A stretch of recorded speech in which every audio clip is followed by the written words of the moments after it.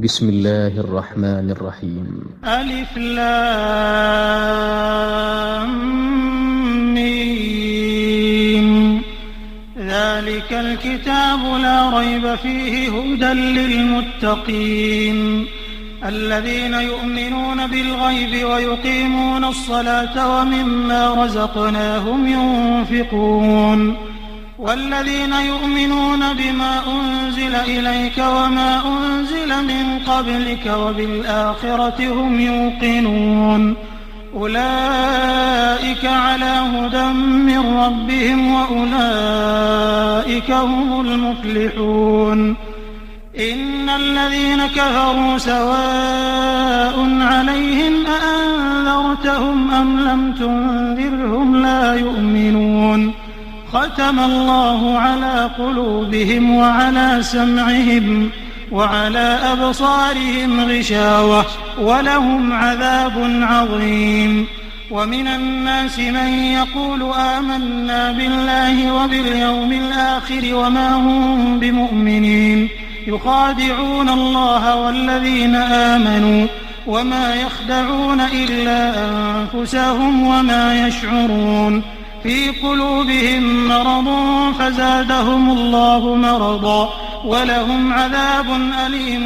بما كانوا يكذبون. وإذا قيل لهم لا تفسدوا في الأرض قالوا إنما نحن مصلحون ألا إنهم هم المفسدون ولكن لا يشعرون. وإذا قيل لهم آمنوا كما آمن الناس قالوا أنؤمن كما آمن السفهاء ألا إنهم هم السفهاء ولكن لا يعلمون. وإذا لقوا الذين آمنوا قالوا آمنا وإذا خلوا إلى شياطينهم قالوا إنا معكم إنما نحن مستهزئون. الله يستهزئ بهم ويمدهم في طغيانهم يعمهون. أولئك الذين اشتروا الضلالة بالهدى فما ربحت تجارتهم وما كانوا مهتدين. مثلهم كمثل الذي استوقد نارا فلما أضاءت ما حوله ذهب الله بنورهم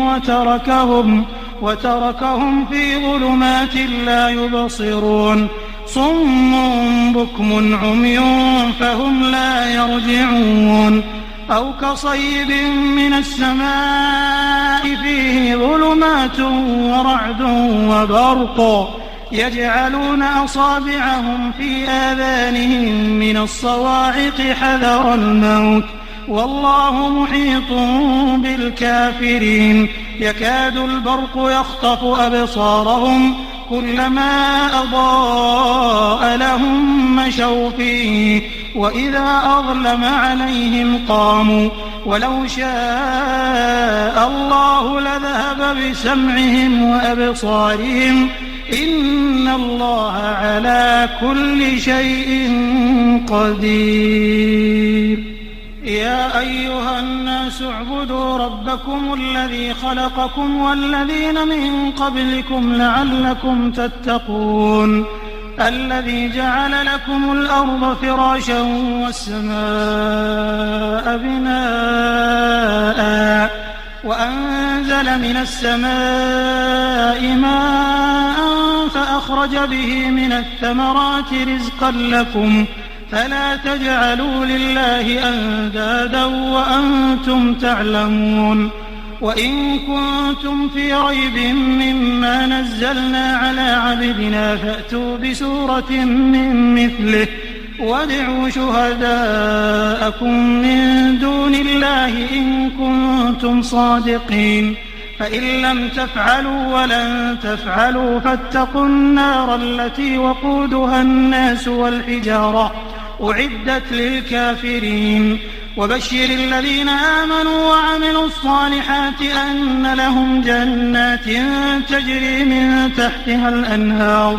كلما رزقوا منها من ثمرة رزقا قالوا هذا الذي رزقنا من قبل وأتوا به متشابها ولهم فيها أزواج مطهرة وهم فيها خالدون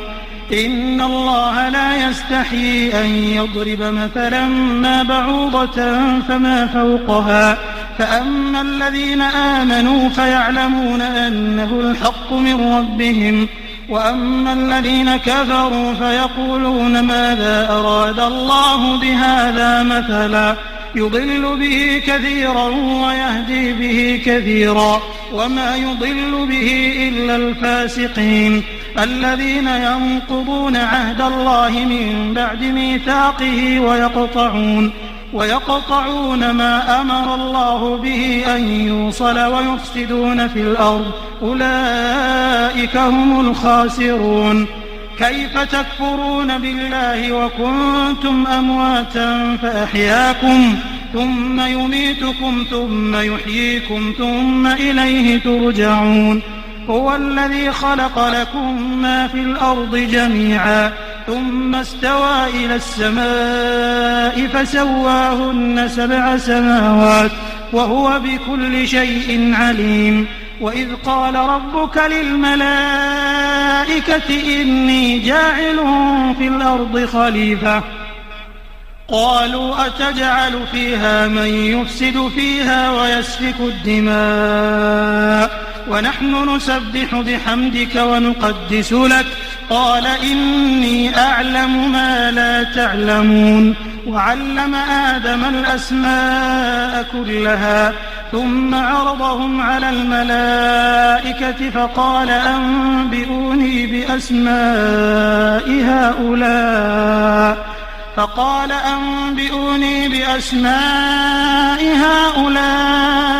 إن كنتم صادقين قالوا سبحانك لا علم لنا إلا ما علمتنا إنك أنت العليم الحكيم قال يا آدم أنبئهم بأسمائهم فلما أنبأهم بأسمائهم قال ألم أقل لكم إني أعلم غيب السماوات والأرض وأعلم ما تبدون وما كنتم تكتمون وإذ قلنا للملائكة اسجدوا لآدم فسجدوا إلا إبليس أبى واستكبر وكان من الكافرين وقلنا يا آدم اسكن أنت وزوجك الجنة وكلا منها رغدا حيث شئتما ولا تقربا هذه الشجرة فتكونا من الظالمين فأزلهما الشيطان عنها فأخرجهما مما كانا فيه وقلنا اهبطوا بعضكم لبعض عدو ولكم في الأرض مستقر ومتاع إلى حين فتلقى آدم من ربه كلمات فتاب عليه إنه هو التواب الرحيم قلنا اهبطوا منها جميعا فإما يأتينكم مني هدى فمن تبع هداي فلا خوف عليهم ولا هم يحزنون والذين كفروا وكذبوا بآياتنا أولئك أصحاب النار هم فيها خالدون يا بني إسرائيل اذكروا نعمتي التي أنعمت عليكم وأوفوا بعهدي أوف بعهدكم وإياي فارهبون وآمنوا بما أنزلت مصدقا لما معكم ولا تكونوا أول كافر به ولا تشتروا بآياتي ثمنا قليلا وإياي فاتقون ولا تلبسوا الحق بالباطل وتكتموا الحق وأنتم تعلمون وأقيموا الصلاة وآتوا الزكاة واركعوا مع الراكعين أتأمرون الناس بالبر وتنسون أنفسكم وأنتم تتلون الكتاب أفلا تعقلون واستعينوا بالصبر والصلاة وإنها لكبيرة إلا على الخاشعين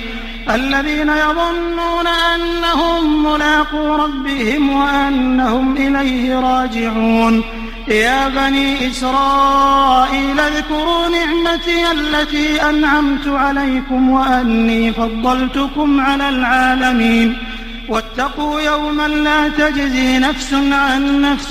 شيئا ولا يقبل منها شفاعة ولا يؤخذ منها عدل ولا هم ينصرون وإذ نجيناكم من آل فرعون يسومونكم سوء العذاب يذبحون أبناءكم ويستحيون نساءكم وفي ذلكم بلاء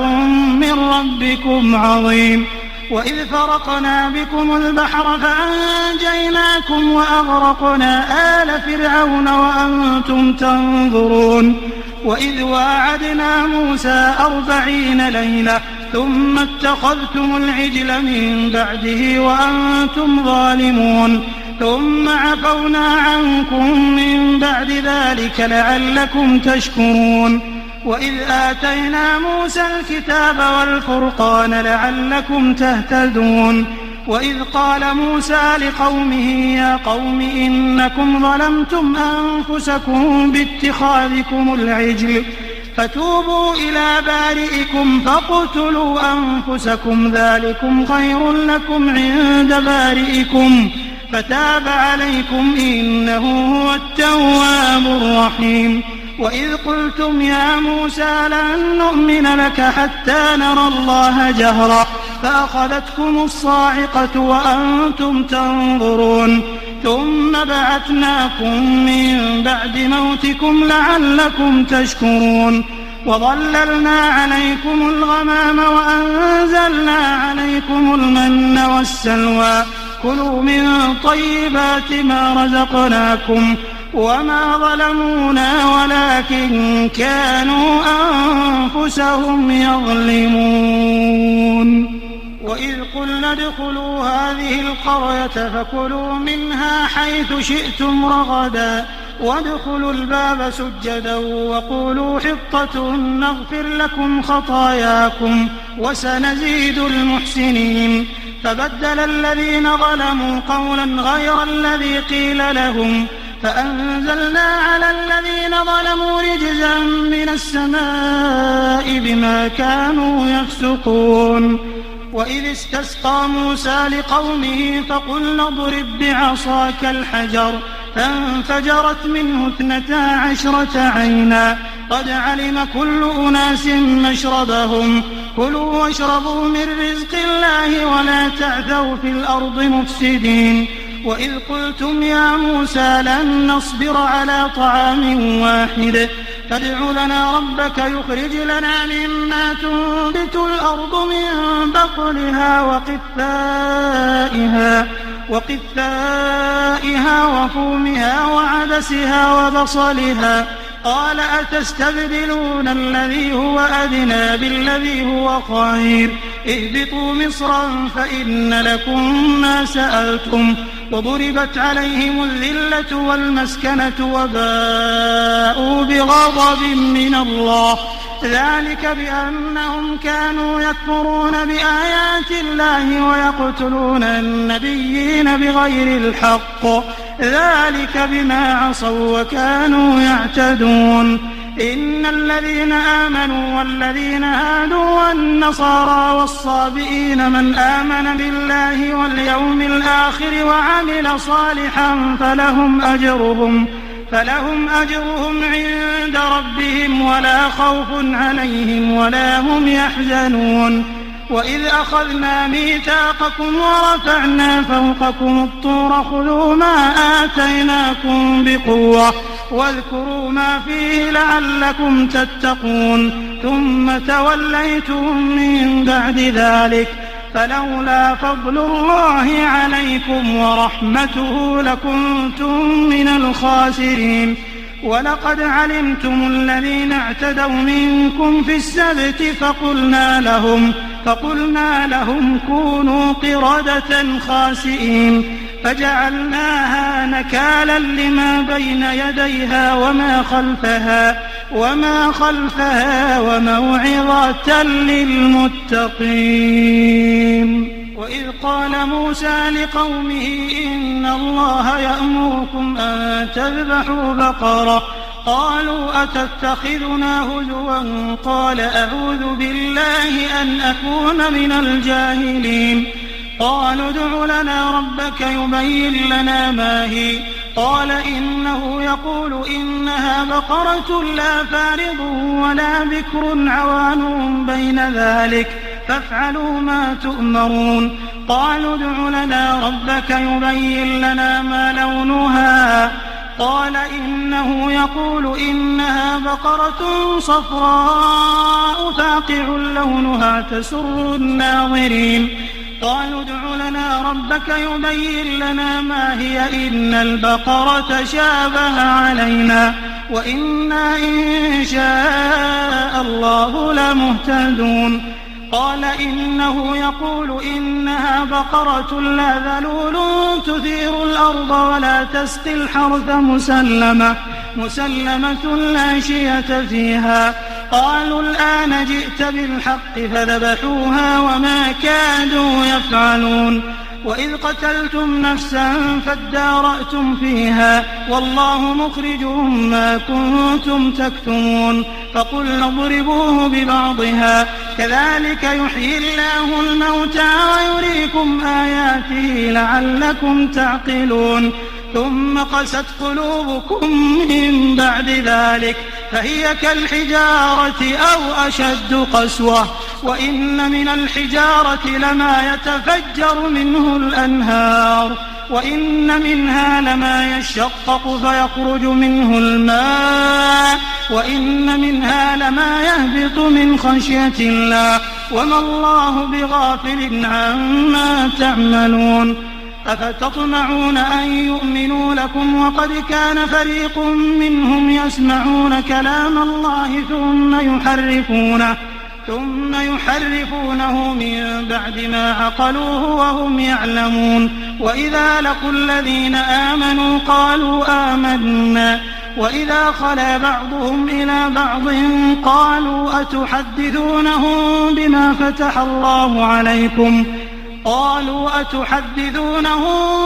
فتح الله عليكم ليحاجوكم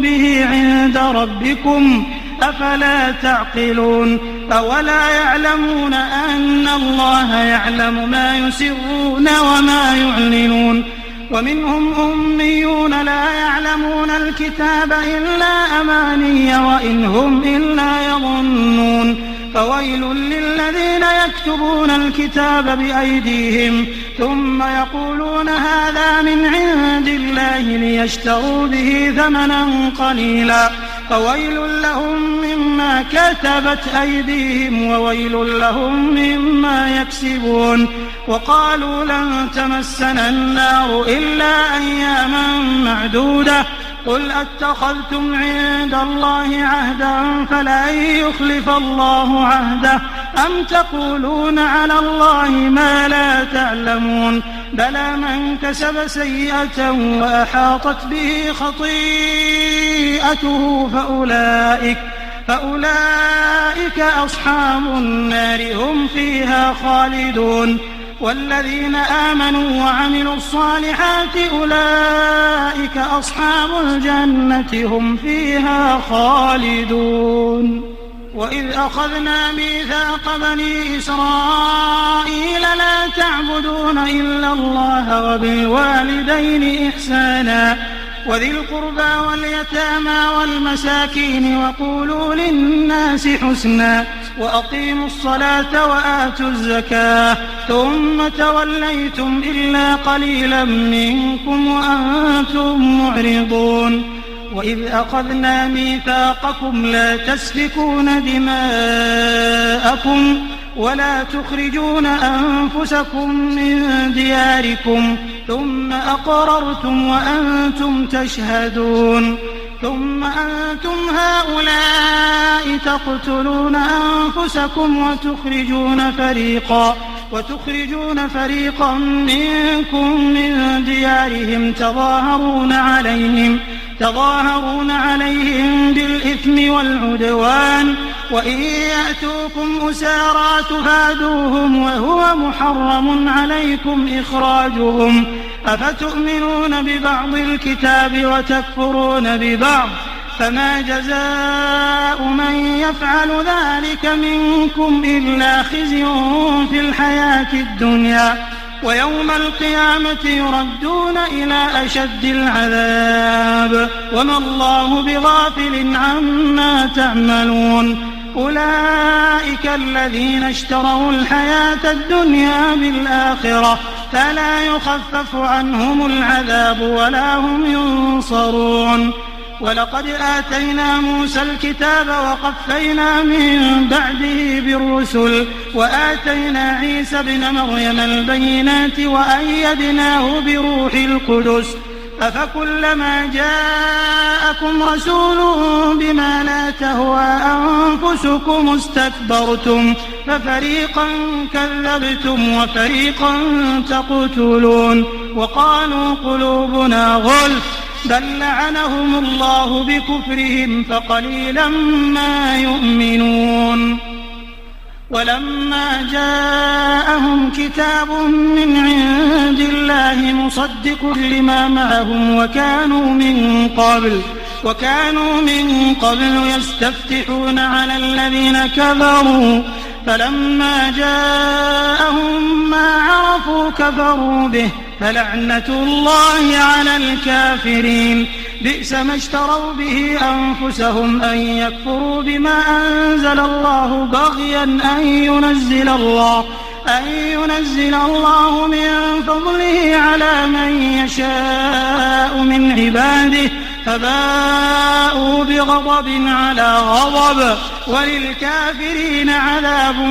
مهين وإذا قيل لهم آمنوا بما أنزل الله قالوا نؤمن بما أنزل علينا ويكفرون بما وراءه وهو الحق مصدقا لما معهم قل فلم تقتلون أنبياء الله من قبل إن كنتم مؤمنين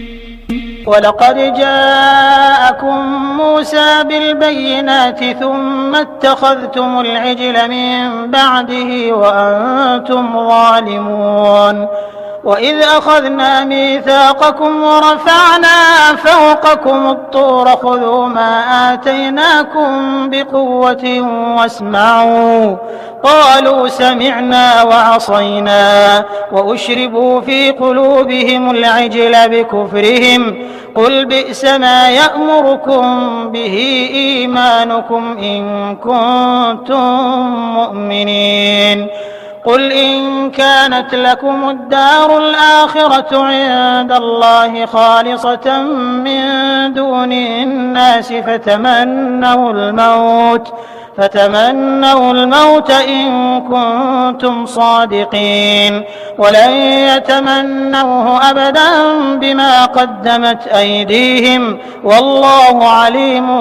بالظالمين ولتجدنهم أحرص الناس على حياة ومن الذين أشركوا يود أحدهم لو يعمر 1000 سنة وما هو بمزحزحه من العذاب أن يعمر والله بصير بما يعملون قل من كان عدوا لجبريل فإنه نزله على قلبك بإذن الله مصدقا لما بين يديه وهدى وبشرى للمؤمنين من كان عدوا لله وملائكته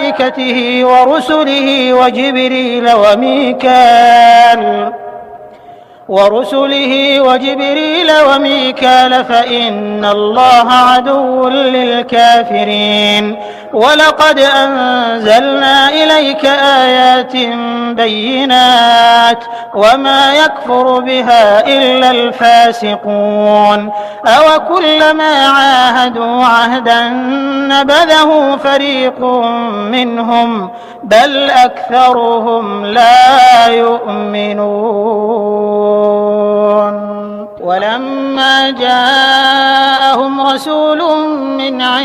عند الله مصدق لما معهم نبذ فريق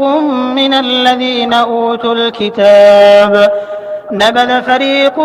الذين أوتوا الكتاب كتاب الله وراء ظهورهم كأنهم لا يعلمون واتبعوا ما تتلو الشياطين على ملك سليمان وما كفر سليمان ولكن الشياطين كفروا يعلمون الناس السحر وما أنزل على الملكين ببابل هاروت وماروت وما يعلمان من أحد حتى يقولا إنما نحن فتنة فلا تكفر فيتعلمون منهما ما يفرقون به بين المرء وزوجه وما هم بضارين به من أحد إلا بإذن الله ويتعلمون ما يضرهم ولا ينفعهم ولقد علموا لمن اشتراه ما له في الآخرة من خلاق ولبئس ما شروا به أنفسهم لو كانوا يعلمون ولو أنهم آمنوا واتقوا لمثوبة من عند الله خير لو كانوا يعلمون يا أيها الذين آمنوا لا تقولوا راعنا وقولوا انظرنا واسمعوا وللكافرين عذاب أليم ما يود الذين كفروا من أهل الكتاب ولا المشركين أن ينزل عليكم من خير من ربكم والله يختص برحمته من يشاء والله ذو الفضل العظيم ما ننسخ من آية أو ننسها نأت بخير منها أو مثلها ألم تعلم أن الله على كل شيء قدير ألم تعلم أن الله له ملك السماوات والأرض وما لكم من دون الله من ولي ولا نصير أم تريدون أن تسألوا رسولكم كما سئل موسى من قبل ومن يتبدل الكفر بالإيمان فقد ضل سواء السبيل ود كثير من أهل الكتاب لو يردونكم من بعد إيمانكم كفارا حسدا من عند أنفسهم من بعد ما تبين لهم الحق فاعفوا واصفحوا حتى يأتي الله بأمره إن الله على كل شيء قدير وأقيموا الصلاة وآتوا الزكاة وما تقدموا لأنفسكم من خير تجدوه عند الله إن الله بما تعملون بصير وقالوا لن يدخل الجنة إلا من كان هودا أو نصارى تلك أمانيهم قل هاتوا برهانكم إن كنتم صادقين بلى من أسلم وجهه لله وهو محسن فله أجره عند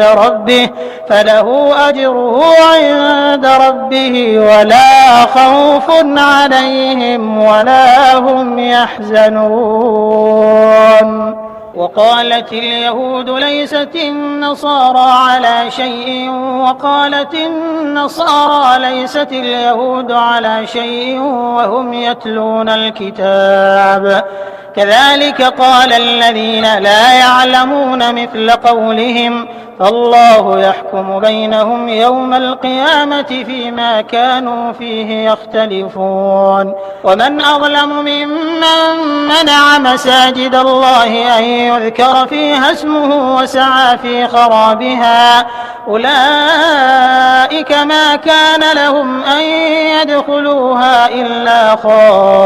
خائفين لهم في الدنيا خزي ولهم في الآخرة عذاب عظيم. ولله المشرق والمغرب فأينما تولوا فثم وجه الله إن الله واسع عليم. وقالوا اتخذ الله ولدا سبحانه بل له ما في السماوات والأرض كل له قانتون بديع السماوات والأرض وإذا قضى أمرا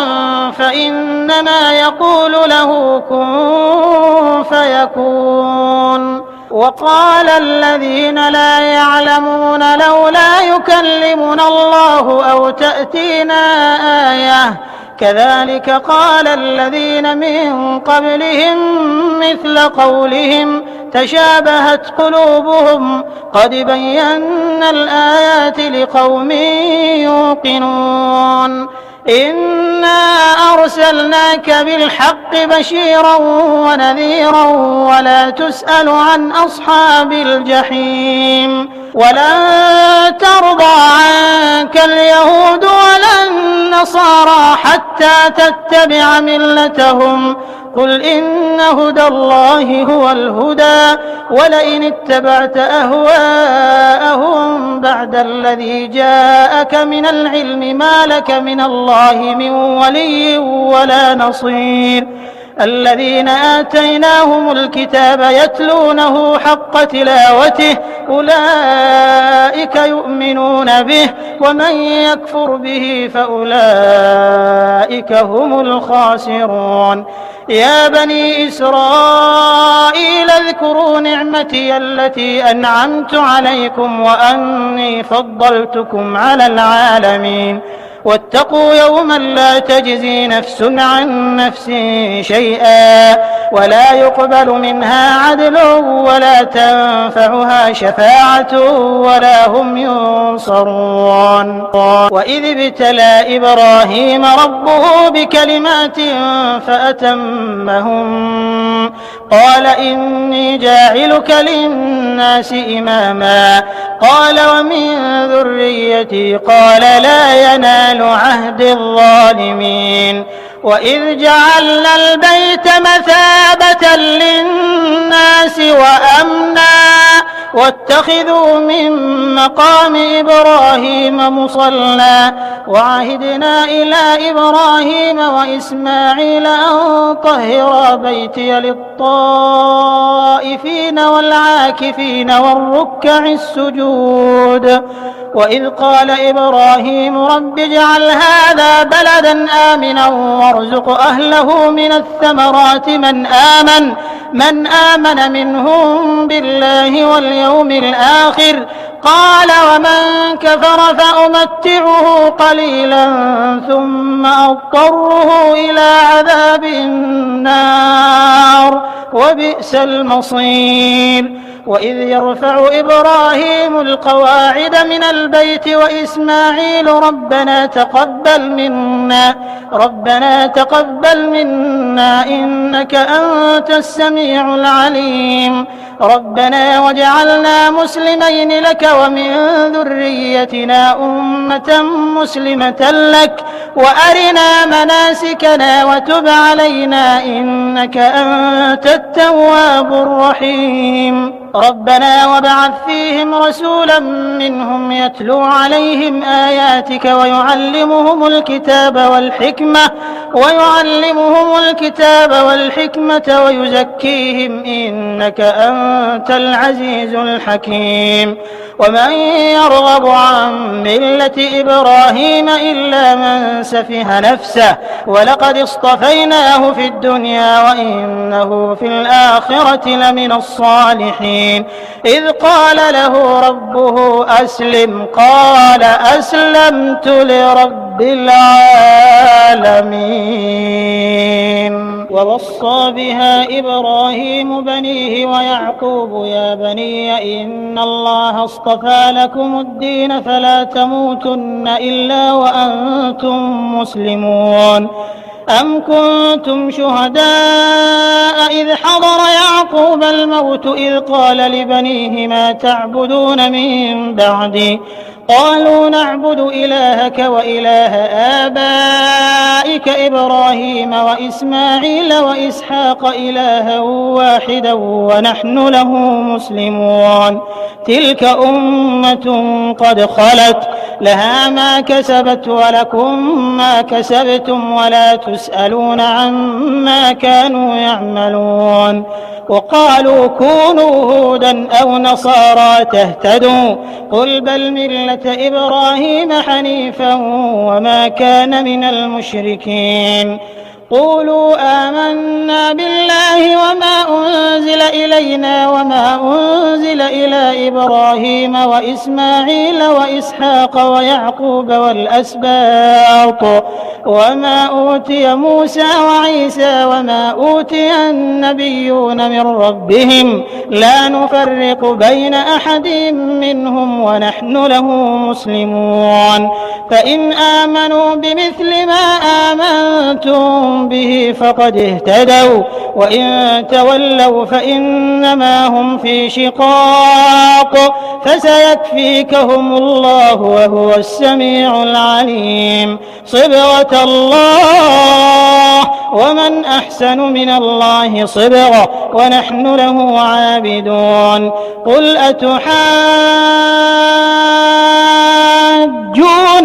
في الله وهو ربنا وربكم ولنا أعمالنا ولكم أعمالكم ونحن له مخلصون أم تقولون إن إبراهيم وإسماعيل وإسحاق ويعقوب والأسباط كانوا هودا أو نصارى قل أأنتم أعلم أم الله ومن أظلم ممن كتم شهادة عنده من الله وما الله بغافل عما تعملون تلك أمة قد خلت لها ما كسبت ولكم ما كسبتم ولا تسألون عما كانوا يعملون سيقول السفهاء من الناس ما ولاهم عن قبلتهم التي كانوا عليها قل لله المشرق والمغرب يهدي من يشاء إلى صراط مستقيم وكذلك جعلناكم أمة وسطا لتكونوا شهداء على الناس ويكون الرسول عليكم شهيدا وما جعلنا القبلة التي كنت عليها إلا لنعلم من يتبع الرسول ممن ينقلب على عقبيه وإن كانت لكبيرة إلا على الذين هدى الله وما كان الله ليضيع إيمانكم إن الله بالناس لرؤوف رحيم قد نرى تقلب وجهك في السماء فلنولينك قبلة ترضاها فول وجهك شطر المسجد الحرام وحيث ما كنتم فولوا وجوهكم شطره وإن الذين أوتوا الكتاب ليعلمون أنه الحق من ربهم وما الله بغافل عما يعملون ولئن أتيت الذين أوتوا الكتاب بكل آية ما تبعوا قبلتك وما أنت بتابع قبلتهم وما بعضهم بتابع قبلة بعض ولئن اتبعت أهواءهم من بعد ما جاءك من العلم إنك إذا لمن الظالمين الذين آتيناهم الكتاب يعرفونه كما يعرفون أبناءهم وإن فريقا منهم ليكتمون الحق وهم يعلمون الحق من ربك فلا تكونن من الممترين ولكل وجهة هو موليها فاستبقوا الخيرات أينما تكونوا يأت بكم الله جميعا إن الله على كل شيء قدير ومن حيث خرجت فول وجهك شطر المسجد الحرام وإنه للحق من ربك وما الله بغافل عما تعملون ومن حيث خرجت فول وجهك شطر المسجد الحرام وحيث ما كنتم فولوا وجوهكم شطره لئلا يكون للناس عليكم حجة إلا الذين ظلموا منهم فلا تخشوهم واخشوني ولأتم نعمتي عليكم ولعلكم تهتدون كما أرسلنا فيكم رسولا منكم يتلو عليكم آياتنا ويزكيكم ويعلمكم الكتاب والحكمة ويعلمكم ما لم تكونوا تعلمون فاذكروني أذكركم واشكروا لي ولا تكفرون يا أيها الذين آمنوا استعينوا بالصبر والصلاة إن الله مع الصابرين ولا تقولوا لمن يقتل في سبيل الله أموات بل أحياء ولكن لا تشعرون ولنبلونكم بشيء من الخوف والجوع ونقص من الأموال والأنفس والثمرات وبشر الصابرين الذين إذا أصابتهم مصيبة قالوا إنا لله وإنا إليه راجعون أولئك عليهم صلوات من ربهم ورحمة وأولئك هم المهتدون إن الصفا والمروة من شعائر الله فمن حج البيت أو اعتمر فلا جناح عليه أن يطوف بهما ومن تطوع خيرا فإن الله شاكر عليم إن الذين يكتمون ما أنزلنا من البينات والهدى من بعد ما بيناه للناس في الكتاب أولئك يلعنهم الله ويلعنهم اللاعنون إلا الذين تابوا وأصلحوا وبينوا فأولئك أتوب عليهم وأنا التواب الرحيم إن الذين كفروا وماتوا وهم كفار أولئك عليهم لعنة الله والملائكة والناس أجمعين خالدين فيها لا يخفف عنهم العذاب ولا هم ينظرون وإلهكم إله واحد لا إله إلا هو الرحمن الرحيم إن في خلق السماوات والأرض واختلاف الليل والنهار والفلك التي تجري في البحر بما ينفع الناس وما أنزل الله من السماء من ماء فأحيا به الأرض بعد موتها وبث فيها من كل دابة وتصريف الرياح والسحاب المسخر بين السماء والأرض لآيات لقوم يعقلون ومن الناس من يتخذ من دون الله أندادا يحبونهم كحب الله والذين آمنوا أشد حبا لله ولو يرى الذين ظلموا إذ يرون العذاب أن القوة لله جميعا وأن الله شديد العذاب.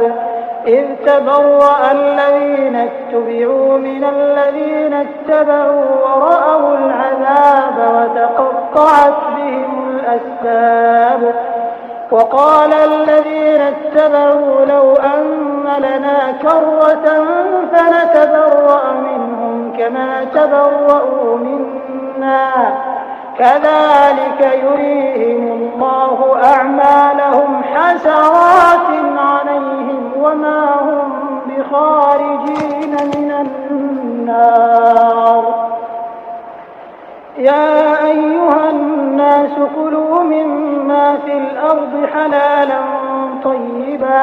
ولا تتبعوا خطوات الشيطان إنه لكم عدو مبين. إنما يأمركم بالسوء والفحشاء وأن تقولوا على الله ما لا تعلمون.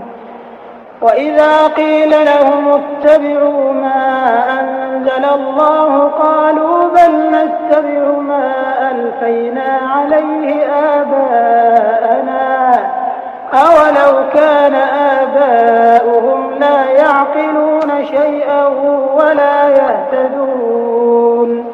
ومثل الذين كفروا كمثل الذي ينعق بما لا يسمع إلا دعاء ونداء صم بكم عمي فهم لا يعقلون. يا أيها الذين آمنوا كلوا من طيبات ما رزقناكم واشكروا لله إن كنتم إياه تعبدون. إنما حرم عليكم الميتة والدم ولحم الخنزير وما أهل به لغير الله فمن اضطر غير باغ ولا عاد فلا إثم عليه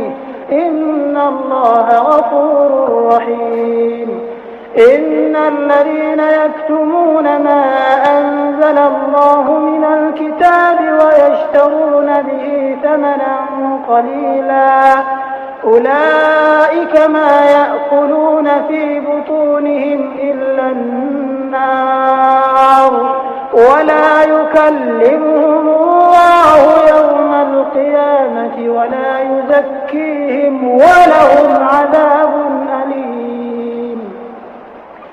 أولئك الذين اشتروا الضلالة بالهدى والعذاب بالمغفرة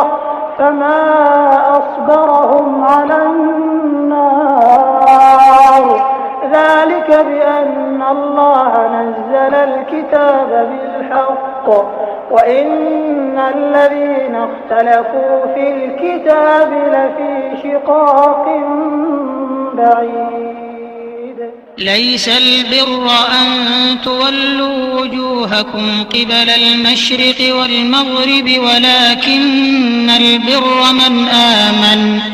ولكن البر من آمن بالله واليوم الآخر والملائكة والكتاب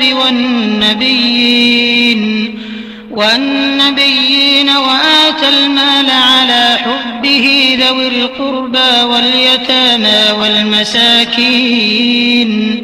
والمساكين وابن السبيل والسائلين وفي الرقاب وأقام الصلاة وآتى الزكاة والموفون بعهدهم إذا عاهدوا والصابرين في البأساء والضراء وحين البأس أولئك الذين صدقوا وأولئك هم المتقون. يا أيها الذين آمنوا كتب عليكم القصاص في القتلى الحر بالحر والعبد بالعبد والأنثى بالأنثى فمن عفي له من أخيه شيء فاتباع بالمعروف وأداء إليه بإحسان ذلك تخفيف من ربكم ورحمة فمن اعتدى بعد ذلك فله عذاب أليم ولكم في القصاص حياة يا أولي الألباب لعلكم تتقون كتب عليكم إذا حضر أحدكم الموت إن ترك خيرا الوصية للوالدين والأقربين بالمعروف حقا على المتقين فمن بدله بعدما سمعه فإنما إثمه على الذين يبدلونه إن الله سميع عليم فمن خاف من موص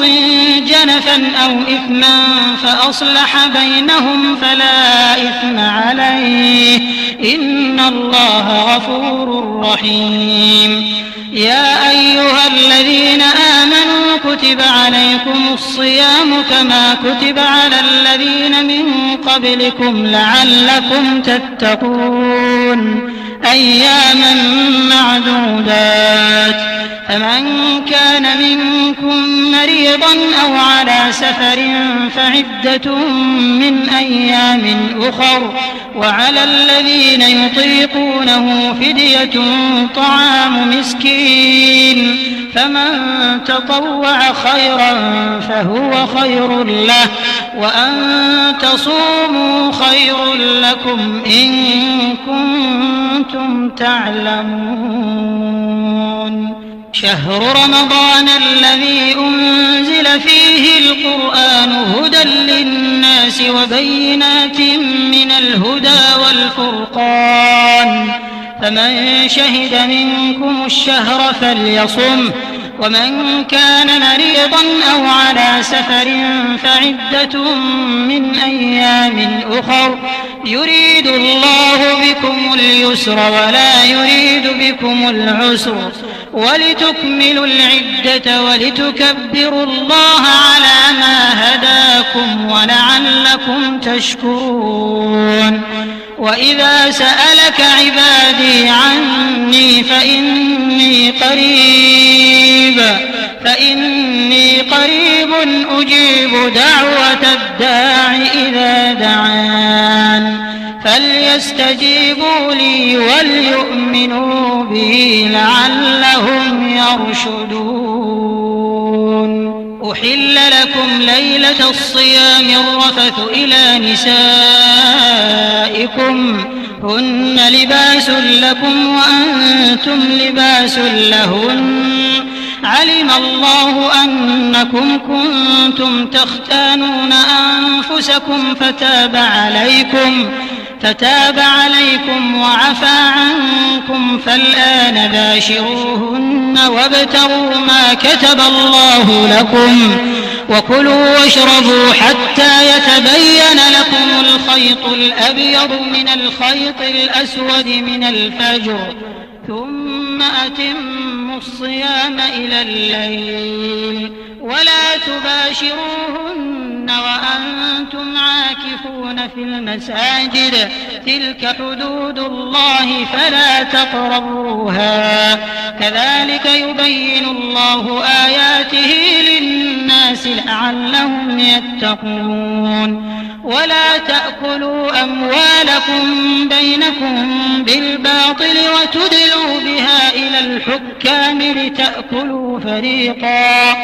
وتدلوا بها إلى الحكام لتأكلوا فريقا من أموال الناس بالإثم وأنتم تعلمون يسألونك عن الأهلة قل هي مواقيت للناس والحج وليس البر بأن تأتوا البيوت من ظهورها ولكن البر من اتقى وأتوا البيوت من أبوابها واتقوا الله لعلكم تفلحون وقاتلوا في سبيل الله الذين يقاتلونكم ولا تعتدوا إن الله لا يحب المعتدين واقتلوهم حيث ثقفتموهم وأخرجوهم من حيث أخرجوكم والفتنة أشد من القتل ولا تقاتلوهم عند المسجد الحرام حتى يقاتلوكم فيه فإن قاتلوكم فاقتلوهم كذلك جزاء الكافرين فإن انتهوا فإن الله غفور رحيم وقاتلوهم حتى لا تكون فتنة ويكون الدين لله فإن انتهوا فلا عدوان إلا على الظالمين الشهر الحرام بالشهر الحرام والحرمات قصاص فمن اعتدى عليكم فاعتدوا عليه بمثل ما اعتدى عليكم واتقوا الله واعلموا أن الله مع المتقين وأنفقوا في سبيل الله ولا تلقوا بأيديكم إلى التهلكة وأحسنوا إن الله يحب المحسنين وأتموا الحج والعمرة لله فإن أحصرتم فما استيسر من الهدي ولا تحلقوا رؤوسكم حتى يبلغ الهدي محله فمن كان منكم مريضا أو به أذى من رأسه ففدية من صيام أو صدقة أو نسك فإذا أمنتم فمن تمتع بالعمرة إلى الحج فما استيسر من الهدي فمن لم يجد فصيام 3 أيام في الحج و7 إذا رجعتم تلك 10 كاملة ذلك لمن لم يكن أهله حاضر المسجد الحرام واتقوا الله واعلموا أن الله شديد العقاب الحج أشهر معلومات فمن فرض فيهن الحج فلا رفث ولا فسوق ولا جدال في الحج وما تفعلوا من خير يعلمه الله وتزودوا فإن خير الزاد التقوى واتقون يا أولي الألباب ليس عليكم جناح أن تبتغوا فضلا من ربكم فإذا أفضتم من عرفات فاذكروا الله عند المشعر الحرام واذكروه كما هداكم وإن كنتم من قبله لمن الضالين ثم أفيضوا من حيث أفاض الناس واستغفروا الله إن الله غفور رحيم فإذا قضيتم مناسككم فاذكروا الله كذكركم آباءكم أو أشد ذكرا فمن الناس من يقول ربنا آتنا في الدنيا وما له في الآخرة من خلاق ومنهم من يقول ربنا آتنا في الدنيا حسنة وفي الآخرة حسنة وقنا عذاب النار أولئك لهم نصيب مما كسبوا والله سريع الحساب واذكروا الله في أيام معدودات فمن تعجل في يومين فلا إثم عليه ومن تأخر فلا إثم عليه لمن اتقى واتقوا الله واعلموا أنكم إليه تحشرون ومن الناس من يعجبك قوله في الحياة الدنيا ويشهد الله على ما في قلبه وهو ألد الخصام وإذا تولى سعى في الأرض ليفسد فيها ويهلك الحرث والنسل والله لا يحب الفساد. وإذا قيل له اتق الله أخذته العزة بالإثم فحسبه جهنم ولبئس المهاد. ومن الناس من يشري نفسه ابتغاء مرضات الله والله رؤوف بالعباد. يا أيها الذين آمنوا ادخلوا في السلم كافة ولا تتبعوا خطوات الشيطان إنه لكم عدو مبين. فإن زللتم من بعد ما جاءتكم البينات فاعلموا أن الله عزيز حكيم. هل ينظرون إلا أن يأتيهم الله في ظلل من الغمام والملائكة وقضي الأمر وإلى الله ترجع الأمور. سل بني إسرائيل كم آتيناهم من آية بينة ومن يبدل نعمة الله من بعد ما جاءته فإن الله شديد العقاب. زين للذين كفروا الحياة الدنيا ويسخرون من الذين آمنوا والذين اتقوا فوقهم يوم القيامة والله يرزق من يشاء بغير حساب. كان الناس أمة واحدة فبعث الله النبيين مبشرين ومنذرين وأنزل معهم الكتاب بالحق ليحكم بين الناس فيما اختلفوا فيه وما اختلف فيه إلا الذين أوتوه من بعد ما جاءتهم البينات بغيا بينهم فهدى الله الذين آمنوا لما اختلفوا فيه من الحق بإذنه والله يهدي من يشاء إلى صراط مستقيم. أم حسبتم أن تدخلوا الجنة ولما يأتكم مثل الذين خلوا من قبلكم مستهم البأساء والضراء وزلزلوا حتى يقول الرسول والذين آمنوا معه متى نصر الله ألا إن نصر الله قريب. يسألونك ماذا ينفقون قل ما أنفقتم من خير فللوالدين والأقربين واليتامى والمساكين وابن السبيل وما تفعلوا من خير فإن الله به عليم. كتب عليكم القتال وهو كره لكم وعسى أن تكرهوا شيئا وهو خير لكم وعسى أن تحبوا شيئا وهو شر لكم والله يعلم وأنتم لا تعلمون. يسألونك عن الشهر الحرام قتال فيه قل قتال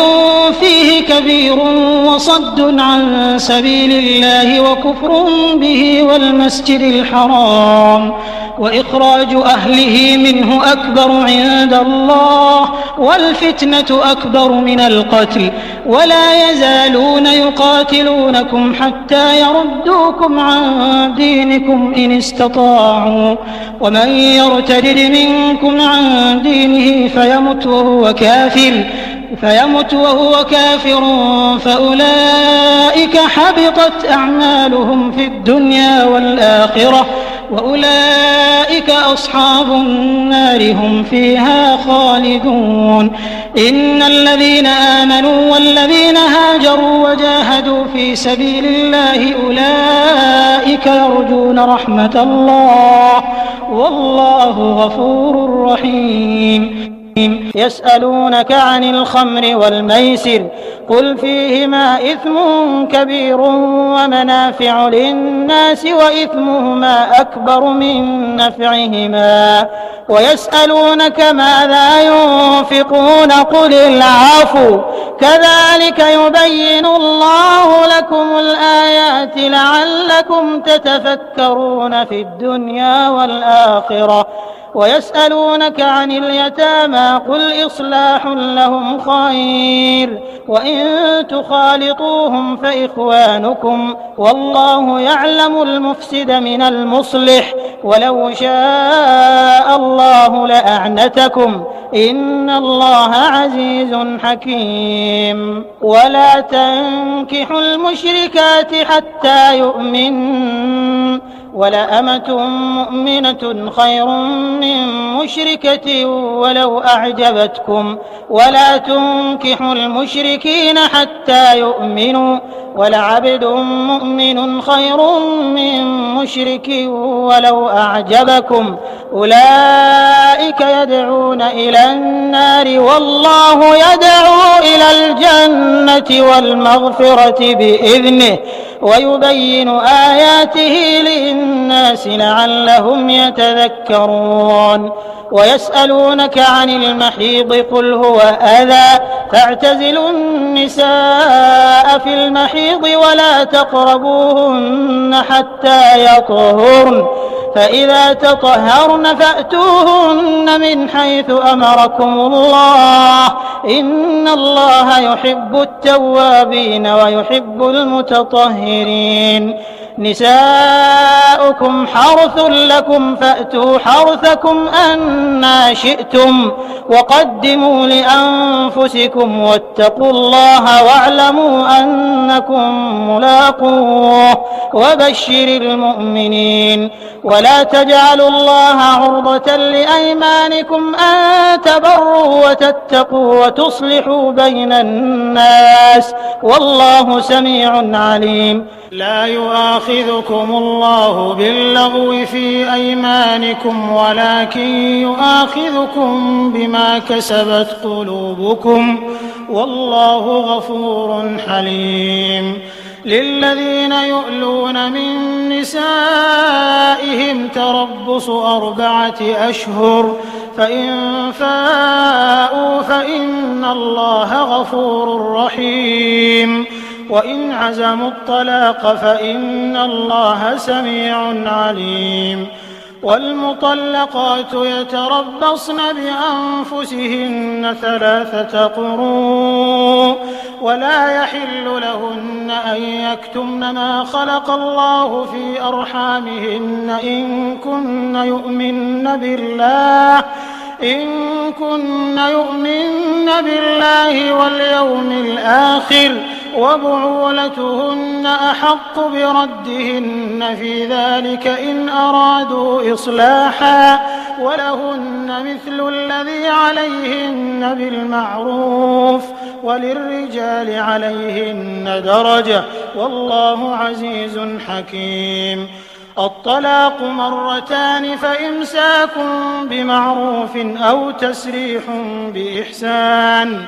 ولا يحل لكم أن تأخذوا مما آتيتموهن شيئا إلا أن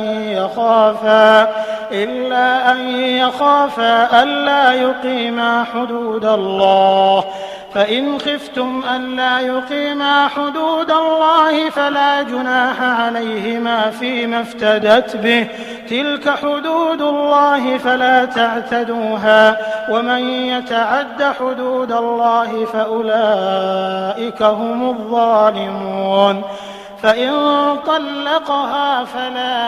فلا تحل له من بعد حتى تنكح زوجا غيره فإن طلقها فلا جناح عليهما أن يتراجعا إن ظنا أن يقيما حدود الله وتلك حدود الله يبينها لقوم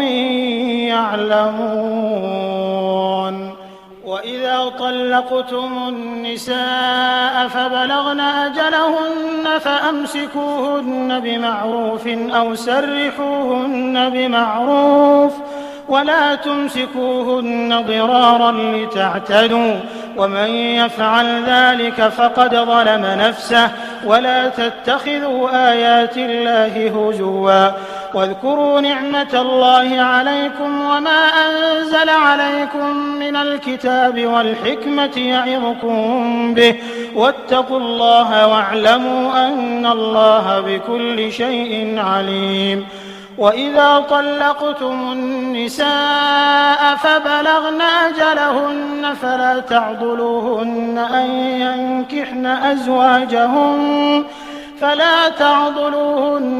ينكحن أزواجهن إذا تراضوا بينهم بالمعروف ذلك يوعظ به من كان منكم يؤمن بالله واليوم الآخر ذلكم أزكى لكم وأطهر والله يعلم وأنتم لا تعلمون. والوالدات يرضعن أولادهن حولين كاملين لمن أراد أن يتم الرضاعة وعلى المولود له رزقهن وكسوتهن بالمعروف لا تكلف نفس إلا وسعها لا تضار والدة بولدها ولا مولود له بولده وعلى الوارث مثل ذلك فإن أرادا فصالا عن تراض منهما وتشاور فلا جناح عليهما وإن أردتم أن تسترضعوا أولادكم فلا جناح عليكم إذا سلمتم ما آتيتم بالمعروف واتقوا الله واعلموا أن الله بما تعملون بصير. والذين يتوفون منكم ويذرون أزواجا يتربصن بأنفسهن 4 أشهر وعشرا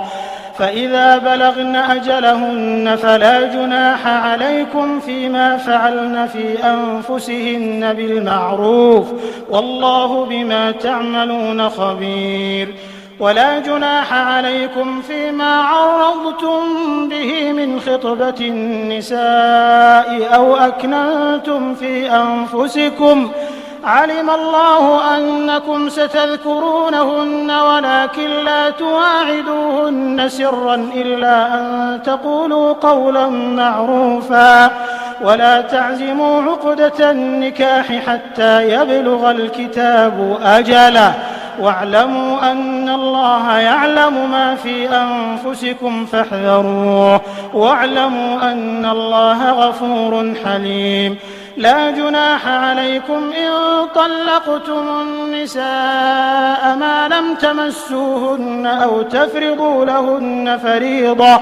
ومتعوهن على الموسع قدره وعلى المقتر قدره متاعا بالمعروف حقا على المحسنين. وإن طلقتموهن من قبل أن تمسوهن وقد فرضتم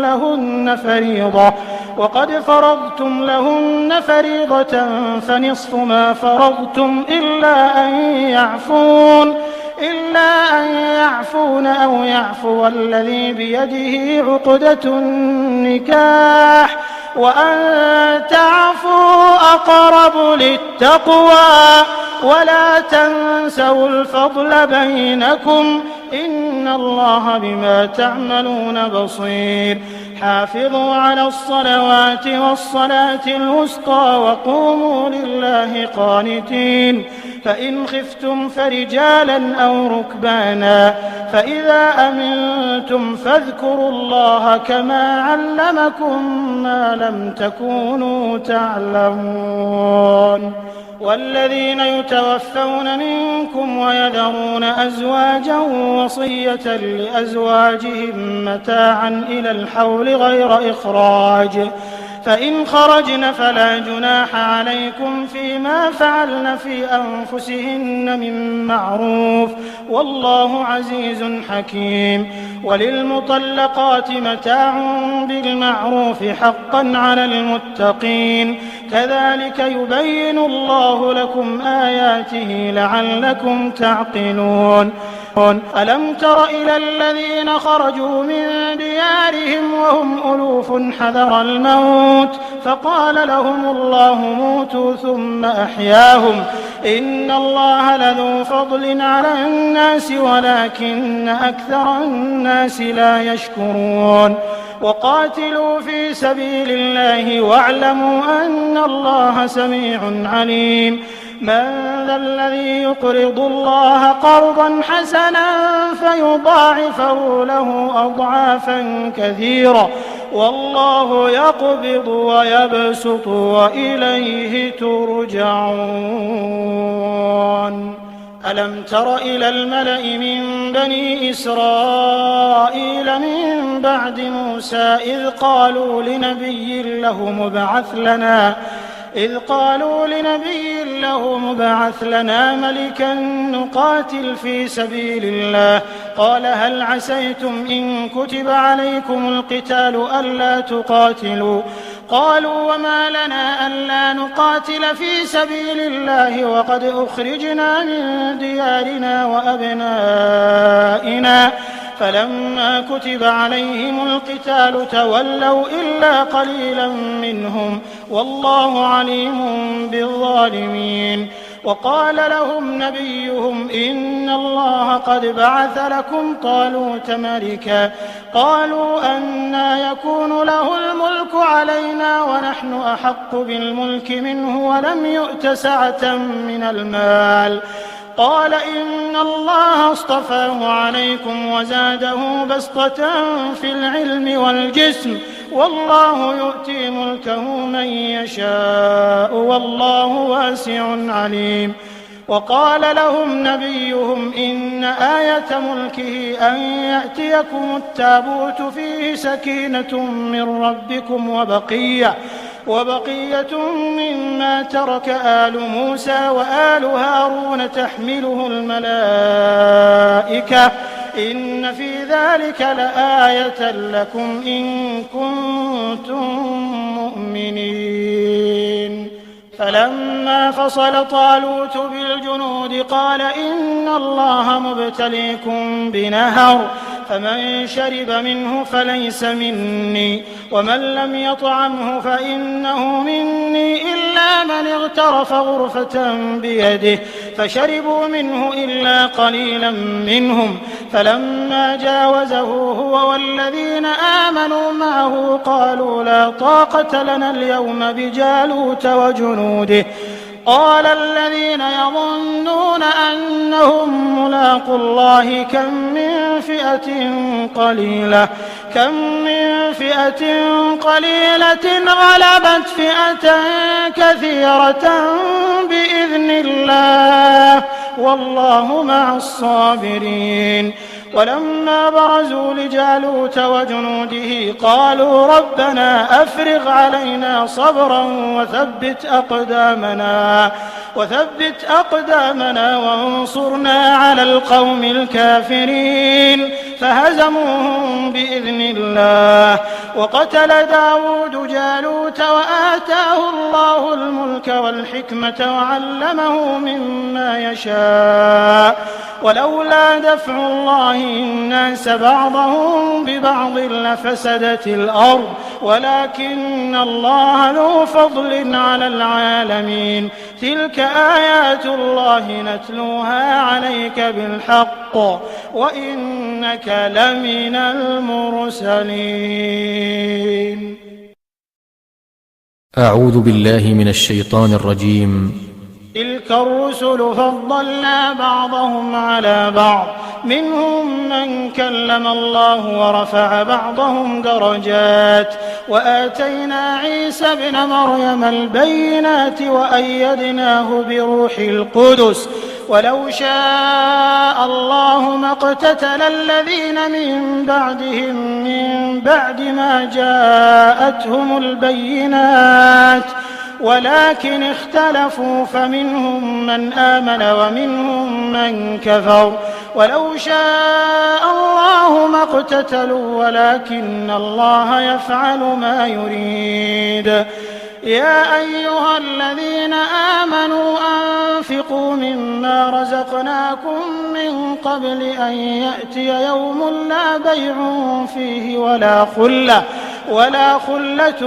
ولا شفاعة والكافرون هم الظالمون. الله لا إله إلا هو الحي القيوم لا تأخذه سنة ولا نوم له ما في السماوات وما في الأرض من ذا الذي يشفع عنده إلا بإذنه يعلم ما بين أيديهم وما خلفهم ولا يحيطون بشيء من علمه إلا بما شاء وسع كرسيه السماوات والأرض ولا يؤوده حفظهما وهو العلي العظيم. لا إكراه في الدين قد تبين الرشد من الغي فمن يكفر بالطاغوت ويؤمن بالله فقد استمسك بالعروة الوثقى لا انفصام لها والله سميع عليم. الله ولي الذين آمنوا يخرجهم من الظلمات إلى النور والذين كفروا أولياؤهم الطاغوت يخرجونهم من النور إلى الظلمات أولئك أصحاب النار هم فيها خالدون. ألم تر إلى الذي حاج إبراهيم في ربه أن آتاه الله الملك إذ قال إبراهيم ربي الذي يحيي ويميت قال أنا أحيي وأميت قال إبراهيم فإن الله يأتي بالشمس من المشرق فأت بها من المغرب فبهت الذي كفر والله لا يهدي القوم الظالمين. أو كالذي مر على قرية وهي خاوية على عروشها قال أنى يحيي هذه الله بعد موتها فأماته الله 100 عام ثم بعثه قال كم لبثت قال لبثت يوما أو بعض يوم قال بل لبثت 100 عام فانظر إلى طعامك وشرابك لم يتسنه وانظر إلى حمارك ولنجعلك آية للناس وانظر إلى العظام كيف ننشزها ثم نكسوها لحما فلما تبين له قال أعلم أن الله على كل شيء قدير. وإذ قال إبراهيم رب أرني كيف تحيي الموتى قال أولم تؤمن قال بلى ولكن ليطمئن قلبي قال فخذ 4 من الطير فصرهن إليك ثم اجعل على كل جبل منهن جزءا ثم ادعهن يأتينك سعيا واعلم أن الله عزيز حكيم. مثل الذين ينفقون أموالهم في سبيل الله كمثل حبة أنبتت 7 سنابل في كل سنبلة 100 حبة والله يضاعف لمن يشاء والله واسع عليم. الذين ينفقون أموالهم في سبيل الله ثم لا يتبعون ما أنفقوا منا ولا أذى لهم أجرهم عند ربهم ولا خوف عليهم ولا هم يحزنون. قول معروف ومغفرة خير من صدقة يتبعها أذى والله غني حليم. يا أيها الذين آمنوا لا تبطلوا صدقاتكم بالمن والأذى كالذي ينفق ماله رئاء الناس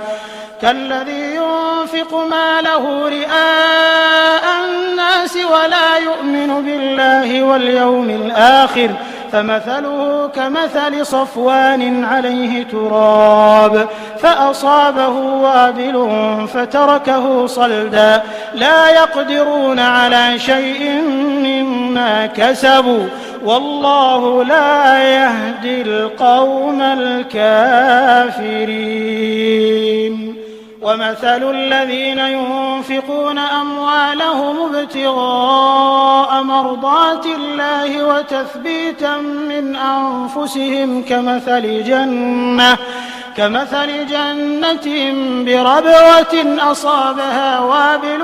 فآتت أكلها ضعفين فإن لم يصبها وابل فطل والله بما تعملون بصير. أيود أحدكم أن تكون له جنة من نخيل وأعناب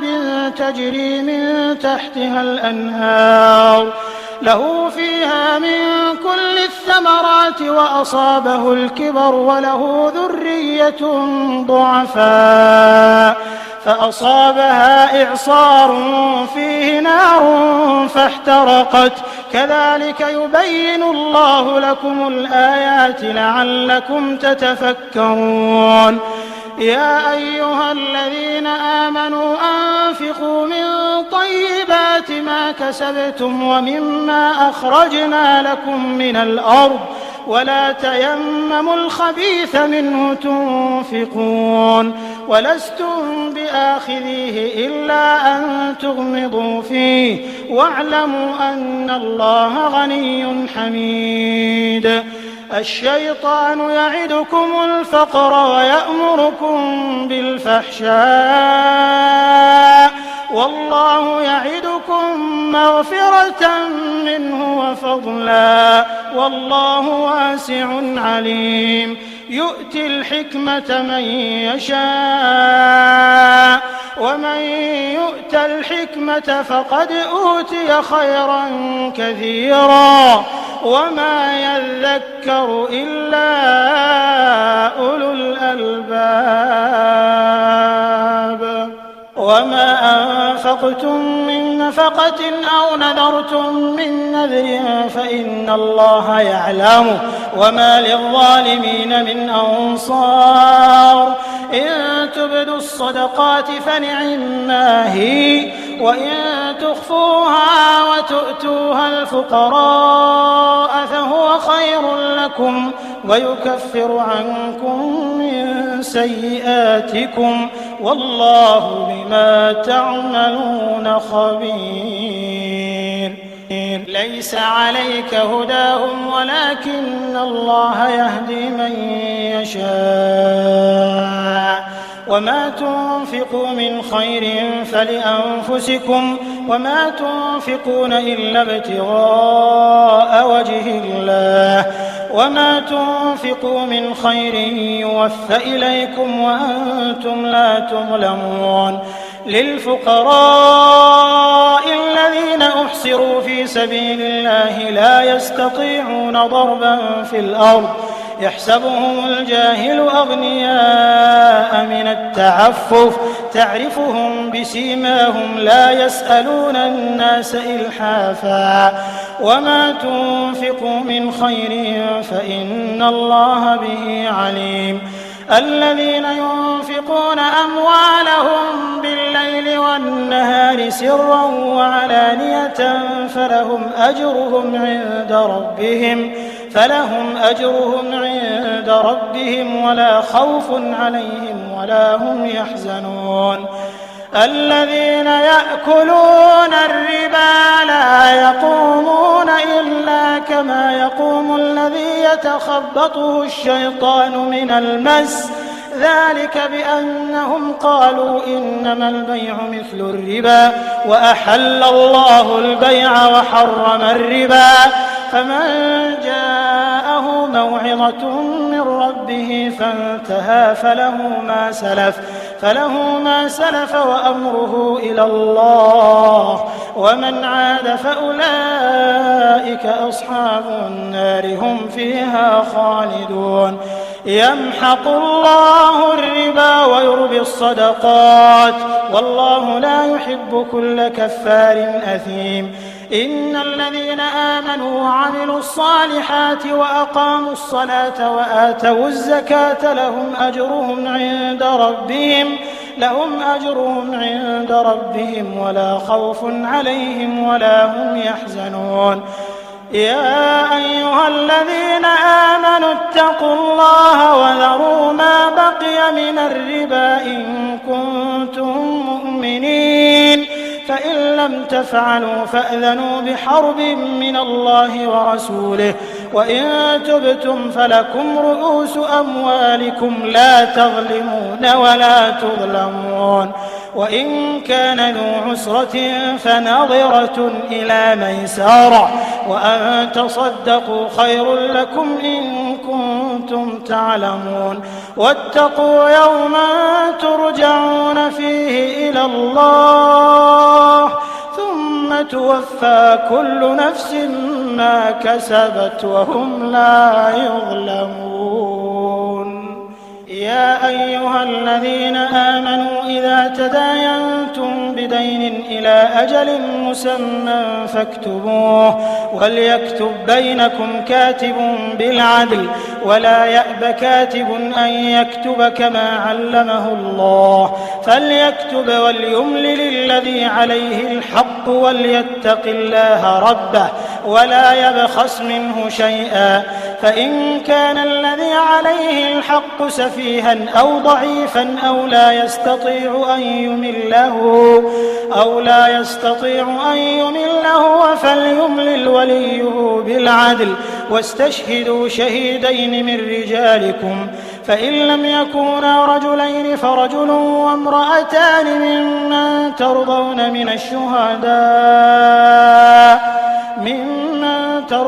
من الشهداء أن تضل إحداهما فتذكر إحداهما الأخرى ولا يأبى الشهداء إذا ما دعوا ولا تسأموا أن تكتبوه صغيرا أو كبيرا إلى أجله ذلكم أقسط عند الله وأقوم للشهادة وأدنى ألا ترتابوا إلا أن تكون تجارة حاضرة تديرونها بينكم فليس عليكم جناح ألا تكتبوها وأشهدوا إذا تبايعتم ولا يضار كاتب ولا شهيد وإن تفعلوا فإنه فسوق بكم واتقوا الله ويعلمكم الله والله بكل شيء عليم. وإن كنتم على سفر ولم تجدوا كاتبا فرهان مقبوضة فإن أمن بعضكم بعضا فليؤدي الذي اؤتمن أمانته وليتق الله ربه ولا تكتموا الشهادة ومن يكتمها فإنه آثم قلبه والله بما تعملون عليم. لله ما في السماوات وما في الأرض وإن تبدوا ما في أنفسكم أو تخفوه يحاسبكم به الله فيغفر لمن يشاء ويعذب من يشاء والله على كل شيء قدير. آمن الرسول بما أنزل إليه من ربه والمؤمنون كل